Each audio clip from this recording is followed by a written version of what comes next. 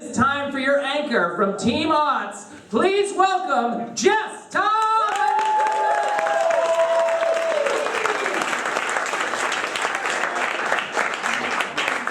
Thank you, guys. My name is Jes. I just want to say I did come into my young adulthood in the 2000s. A shock, I know.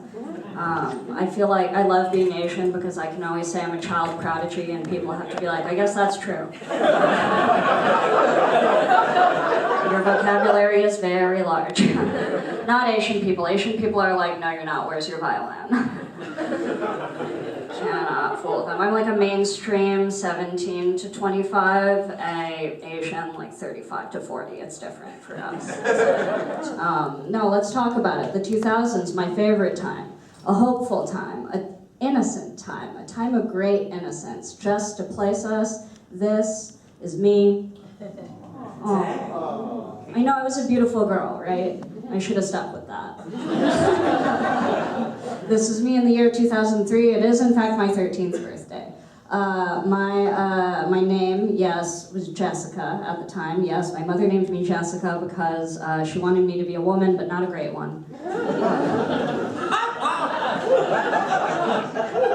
Fun fact, the year that I was born, which was in fact 1990, Jessica was the #1 name for a baby girl in the United States. So my mom saw that and was like, that's enough. She didn't read the whole list. She was like, that's good, that'll do it. No, it was a hopeful time. It was a time where we really were looking to the future, whereas in the 80s, we had Chernobyl, the Challenger explosion, and Reaganomics, which is a concept that I am too young to understand, but know that people only say it in a disparaging way. In the 2000s, in fact, we had an inconvenient truth, but it was a time where we were like, you know, that's not gonna happen in our lifetimes. It's gonna be fine. We thought it was fine. Zac Efron thought it was totally fine. It was a time period in which we were just learning that McDonald's is bad. What? We just were starting to graze the knowledge on that. We were like, maybe that's bad, but you know, is it really that bad? Ashley Simpson doesn't think so. We were all right. We were going to keep doing it. We were going to keep going. It was a time of innovation. We've been talking about this earlier. We've been talking about MySpace. We've been talking about, there was Angel Fire. There was the America Online CDs. Notice 1,000 hours free.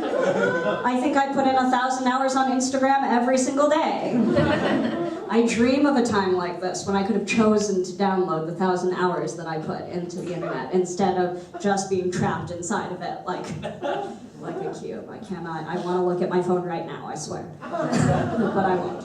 It was a time of the original Neopets. Yes, the original Neopets. We love them. We had the Loop, the Growl, the Blue Maru. It was a beautiful time. And, of course, we all remember AIM. Of course. How else could you meet a stranger in a park?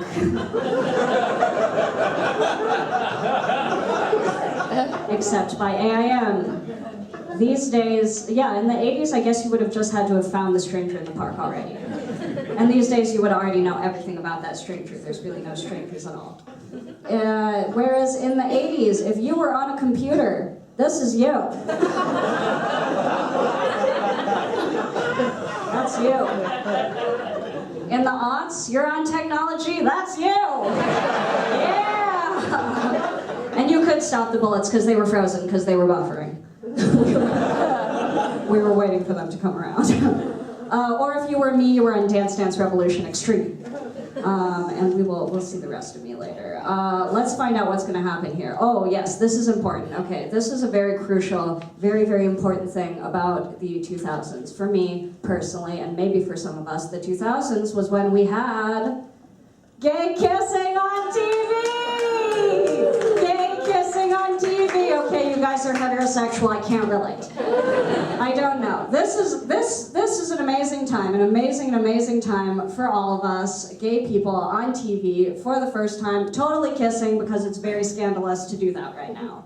And so we're gonna keep putting it in. Some of these people, not gay, you know, Britney, Madonna, Britney, Sagittarius Queen, like me. Sagittarius gay. Yes, Sagittarius gay. The worst part of this iconic 2000s moment is that Christina was also there, but nobody remembers.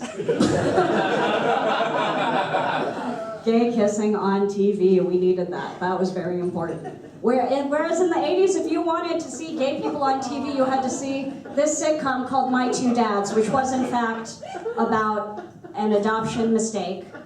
And these are two straight men who are not even doing it with each other. Why? What's the point? My Two Dads, an 80s sitcom that manages to employ someone named Dick Butkus. But it's not a gay TV show. What's the point? What's the point? I don't understand. No, in the 80s, if you wanted to see a gay icon on TV, you had to settle for Alf. You had to be like the kids. Listen, Mehran, we're gonna get to it. Listen, we're gonna get there. We're gonna get there. Here, let's talk about it. I'll take a lot of pussy. Let's talk about it. And you know what? You know what? I'm of the generation that doesn't ascribe to bioessentialism like that, all right? That doesn't make him not gay. But Jes, you say, Jes, oh, the 80s was an age of iconic gender nonconformity. Jes, what about that? Let me tell you, in the 2000s was when androgyny became for regular people. Yes!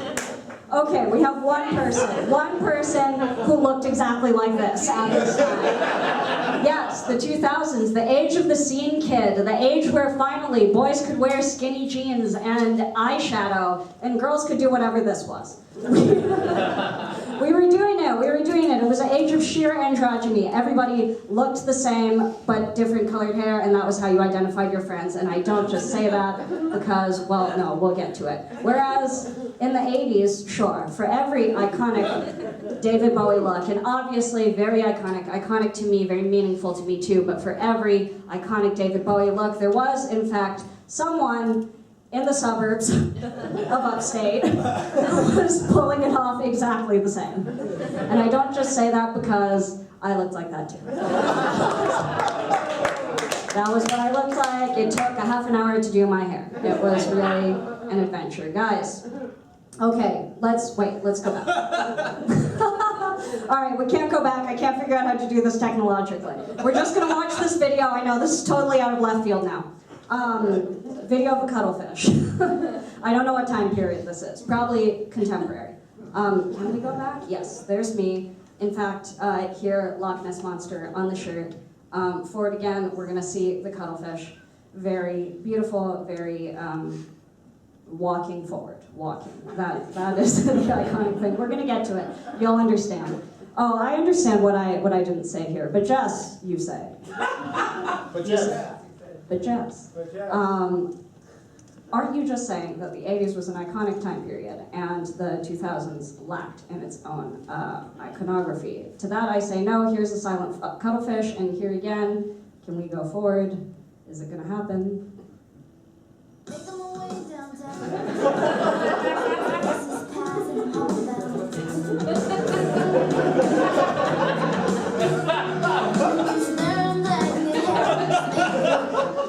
When you add Vanessa Carlton's iconic 1,000 miles to this cuttlefish walking video, it suddenly becomes a much better video. Whatever, this went viral on Twitter. You guys don't relate, that's fine. That's fine, that's okay. We can move on from there. In conclusion, from Vanessa Carlton's 1,000 Miles, which is in fact my favorite song, and a song that woman has been able to live off of royalties for the rest of her life. Name another song by Vanessa Carlton, you can't. That song is so iconic. In conclusion, if you pick the 80s over the 2000s, if you did not relate to this, consider that perhaps it's because you're older than me. And that this was me in the 2000s. But in real conclusion, Obama. Thank you. My name is Jes Tom.